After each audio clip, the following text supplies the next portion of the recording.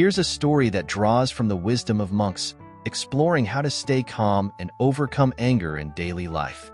This story is set in a small mountain village, where an elderly monk teaches a young man about patience, inner peace, and the art of letting go. Through fables, parables, and meaningful encounters, the young man learns to transform his anger and embrace calm. It's a journey of personal growth that spans moments of hardship, revelation, and insight. The young man and the wisdom of calm. In a quiet mountain village, far from the bustle of the cities, there was an ancient monastery. The monks of this monastery were known for their unwavering calm and deep wisdom, and it was said that no one had ever seen them lose their temper. Travelers from distant lands would visit, seeking to understand the secret of their tranquility.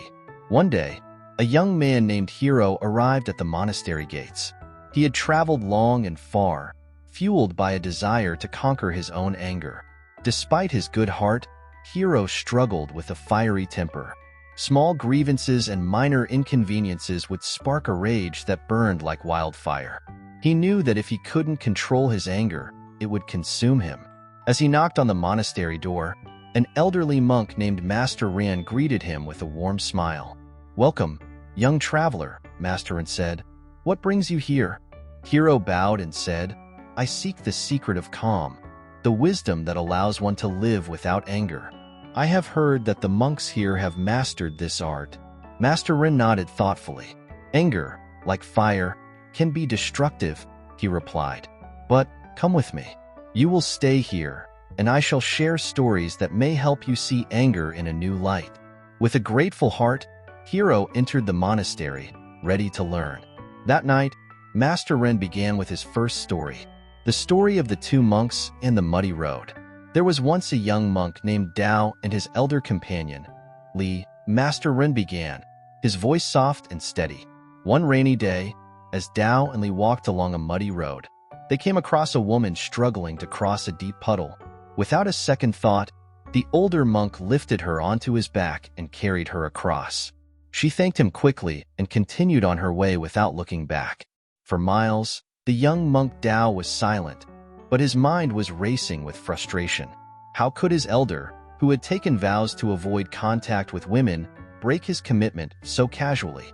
Finally, Dao could not hold back any longer. "Master Li," he said, "why did you carry that woman across the water? We are forbidden from touching women, yet you acted as if it were nothing." Li looked at his young companion and laughed softly. "I set the woman down hours ago, but you are still carrying her in your mind."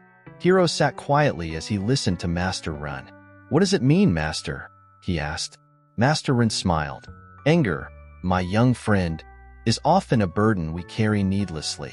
In life, people will do things that bother us, hurt us, or go against our principles. But clinging to that resentment is like holding onto a heavy stone that only weighs down our spirit. Letting go is a practice that brings peace." Hero thought about the story throughout the night. Perhaps his anger was much like the young monk's resentment, an attachment he had the power to release. The parable of the reflecting pool. The next morning, Master Ran took Hero to a still, clear pond behind the monastery. "Look at your reflection," Master Ran instructed. Hero gazed into the pool, watching his own face mirrored in the water. "Now, stir the water with your hand," said Master Ran. Hero dipped his fingers into the water, creating ripples that distorted his reflection. "When the water is calm," Master Ran continued, "you can see yourself clearly. But when it's disturbed, your reflection becomes blurred. This is what anger does to the mind. When anger arises, it clouds our vision and distorts our perception of reality." Hero nodded, understanding the lesson. "So the secret to calm is to keep the water still?" Master Ran chuckled. "Not quite. The water will naturally ripple from time to time, as our emotions do. The secret is in knowing how to let the ripples settle." This was a revelation for Hero. He realized that expecting a life without disturbances was unrealistic. The real mastery lay in not being overtaken by the ripples. The tale of the broken cup. Days later, as Hero and Master Ran sat for tea, the master held up a delicate, beautiful cup. "This cup, my friend, is precious to me," he said. "It has served me well for many years. But I see it as already broken. Hiro's brow furrowed. But master, the cup is still whole. Indeed it is, Master Ren replied. But everything is impermanent. Someday, this cup may fall and shatter, just as all things are subject to change. By accepting its fragility, I find peace. I enjoy it without fear of loss. He handed the cup to Hiro. Often, anger comes from attachment. We hold tightly to things, people, and ideas, fearing their loss. When something threatens our attachments, we become angry. But by accepting impermanence, we let go of that fear, and peace can flow into us. Hiro held the cup carefully, thinking of the people and things he clung to with desperation. Could he find peace if he accepted the world's natural impermanence? The Farmer's Son, a story of acceptance. One evening, Hiro joined the monks as they gathered under the stars. That night, Master Ren told the story of an old farmer whose horse ran away. The villagers sympathized, saying, "What bad luck." But the farmer only replied, "Perhaps." A week later, the horse returned, bringing with it a dozen wild horses. The villagers celebrated, saying, "What good fortune." Again, the farmer replied, "Perhaps." Later, the farmer's son broke his leg while trying to tame one of the wild horses. The villagers expressed sorrow, but the farmer simply said, "Perhaps."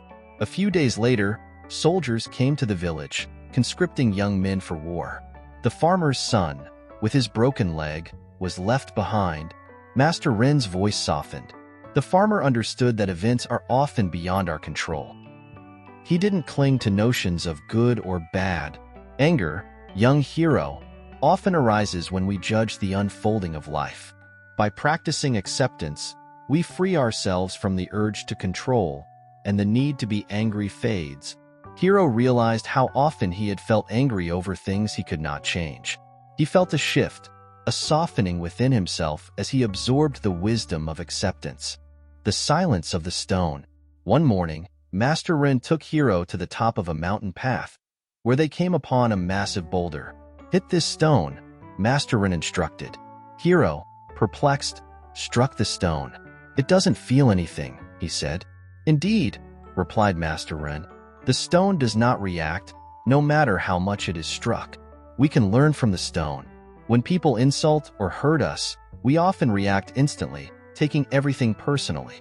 But imagine if we could remain unshaken like the stone, not because we don't care, but because we understand that others' actions are not a reflection of our worth."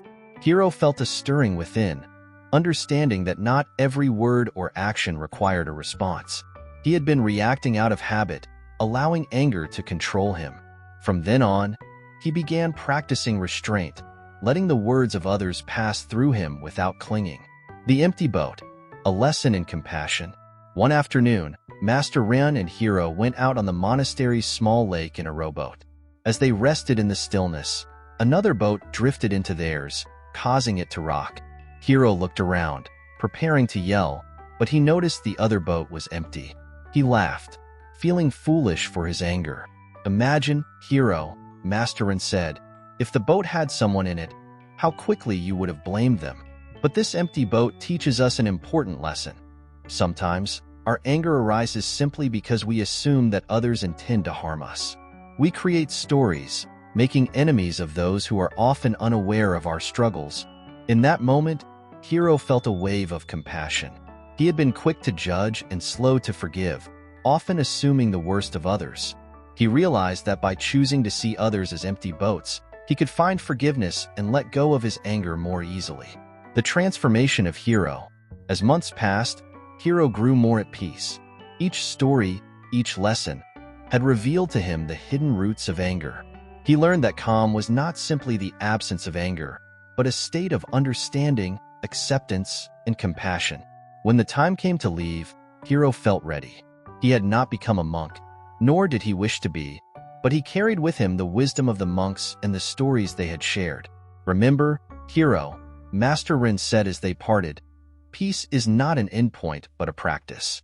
Just as we breathe each day, so too must we practice calm each day. And when anger does arise, see it, learn from it, and let it go. Anger can be a teacher if we let it, With a heart full of gratitude, Hiro left the monastery and returned to his life in the world, feeling as if he had been transformed. And though anger would come again, he was no longer its prisoner. He had learned, through stories and wisdom, the true art of staying calm. In a storytelling way, the monk's lessons gave Hiro a lifelong compass.